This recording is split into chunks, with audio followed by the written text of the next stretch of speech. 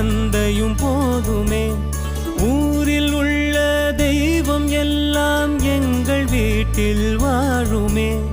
யாரும் இல்லை என்றுதான் இங்கு யாருமே இல்லை. ஆதி பகவன் வீட்டிலே என்றும் அன்பு கேதல்லை. 100 கோவில் தேவையில்லை, தாயும் தந்தையும் போதுமே.